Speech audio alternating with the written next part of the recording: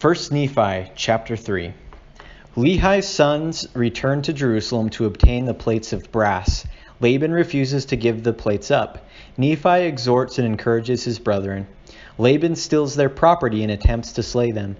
Laman and Lemuel smite Nephi and Sam and are reproved by an angel. And it came to pass that I, Nephi, returning from speaking with the Lord to the tent of my father, and it came to pass that he spake unto me, saying, Behold, I have dreamed a dream, in the which the Lord hath commanded me that thou and thy brethren shall return to Jerusalem. For behold, Laban hath the record of the Jews, and also a genealogy of my forefathers, and they are engraven upon the plates of brass. Wherefore the Lord hath commanded me that thou and thy brothers should go unto the house of Laban, and seek the records, and bring them down hither into the wilderness. And now behold, thy brothers murmur, saying, It is a hard thing which I have required of them. But behold, I have not required it of them, but it is a commandment of the Lord. Therefore go, my son, and thou shalt be favored of the Lord, because thou hast not murmured. And it came to pass that I, Nephi, said unto my father, I will go and do the things which the Lord hath commanded. For I know that the Lord giveth no commandments unto the children of men, save he shall prepare a way for them, that they may accomplish the thing which he commanded them. And it came to pass that when my father had heard these words, he was exceedingly glad, for he knew that I had been blessed of the Lord. And I, Nephi, and my brethren took our journey in the wilderness with our tents to go up to the land of Jerusalem. And it came to pass that when we had gone up to the land of Jerusalem, I and my brethren did consult one with another. And we cast lots, who of us should go in unto the house of Laban. And it came to pass that the lot fell upon Laman, and Laman went in unto the house of Laban, and he talked with him as he sat in his house. And he desired of Laban the records which were engraven upon the plates of brass, which contained the genealogy of my father. And behold, it came to pass that Laban was angry, and thrust him out from his presence, and he would not that he should have the record. Wherefore he said unto him, Behold, thou art a robber, and I will slay thee. But Laman fled out of his presence, and told the things which Laban had done unto us. And we began to be exceedingly sorrowful, and my brethren were about to return unto my father in the wilderness. But behold, I said unto them, As the Lord liveth, and as we live, we will not go down unto our father in the wilderness until we have accomplished the thing which the Lord hath commanded us. Wherefore let us be faithful in keeping the commandments of the Lord. Therefore let us go down to the land of our fathers' inheritance. For behold, he left gold and silver and all manner of riches, and all this he hath done because of the commandments of the Lord.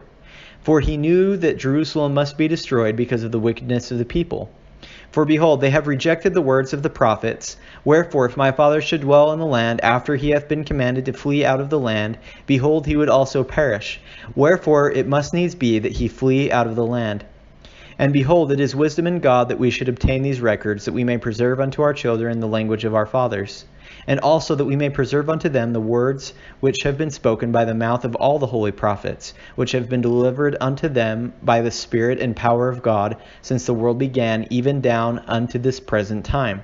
And it came to pass that after this manner of language did I persuade my brethren that they might be faithful in keeping the commandments of God. And it came to pass that we went down to the land of our inheritance, and we did gather together our gold and our silver and our precious things. And after we had gathered these things together, we went up again unto the house of Laban.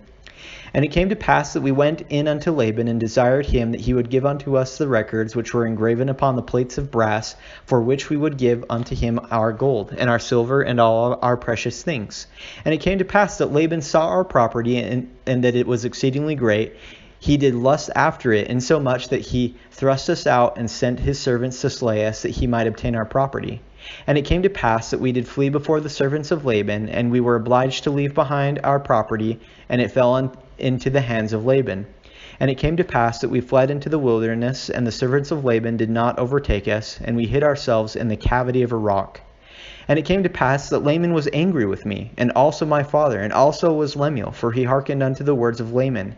Wherefore Laman and Lemuel did speak many hard words unto us, their younger brothers, and they did smite us even with a rod. And it came to pass, as they smote us with a rod, behold, an angel of the Lord came and stood before them. And he spake unto them, saying, Why do ye smite your younger brother with a rod? Know ye not that the Lord hath chosen him to be a ruler over you, and this because of your iniquities? Behold, ye shall go up to Jerusalem again, and the Lord will deliver Laban into your hands. And after the angel had spoken unto us, he departed.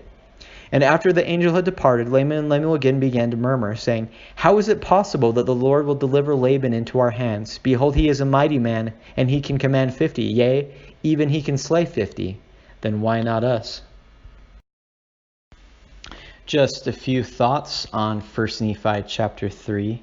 So what happened? We had Lehi once again was receiving revelation from God in the form of dreams, and he was told in this revelation that he needed his sons to go back to Jerusalem and get what is basically a copy of the Old Testament up to that point. So it'd be missing anything after basically 600 BC, but that would include books like Isaiah and the 5 books of Moses, and probably a few other things, as well as genealogy, or in other words, basically his family history, like where they came from and where his family lived, and information like that.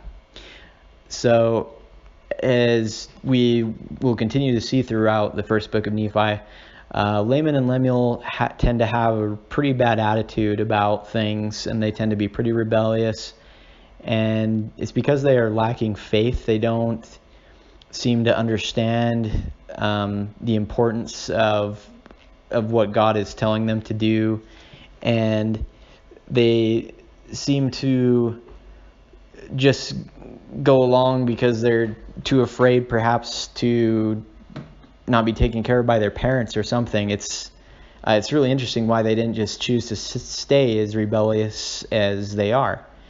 But for whatever reason, they go along with things, at least somewhat. But Nephi, on the other hand, has a wonderful attitude. He obviously is blessed with the gift of faith, and he realizes that the Lord has given them this commandment for a reason. And I think it's kind of obvious what that reason is for. You look at societies throughout history who have had the scriptures and those who have not had the scriptures, and we see a lot more strength in those societies that really base their foundations around Jesus Christ and around the Bible, the scriptures, and Judeo-Christian values. So that's really fundamentally important, and we'll see that it highly influences the society of these people as they move to the promised land later on. So verse 7 in particular I really like. It says, And it came to pass that I, Nephi, said unto my father, I will go and do the things which the Lord hath commanded, for I know that the Lord giveth no commandments unto the children of men, save he shall prepare a way for them, that they may accomplish the thing which he commanded them. So what he's saying is that, look, it may look hard, but God's going to provide a way for us to accomplish this thing. And he basically says the same thing kind of several times throughout it. And even after Laman and Lemuel throw their little fit and actually start being physically abusive toward Samuel and Nephi, we see Nephi still has the correct attitude, and even the angel didn't quite help turn Laman and Lemuel around. They still complained about it and lacked faith in the situation. So this is very, very applicable to our own lives. I think we all have sins that we struggle with, but if we can be like Nephi, it doesn't matter what the sin is. Maybe it's an addiction to drugs or alcohol or pornography or whatever it may be, but the Lord will always give us a way to come back to him and to follow his commandments.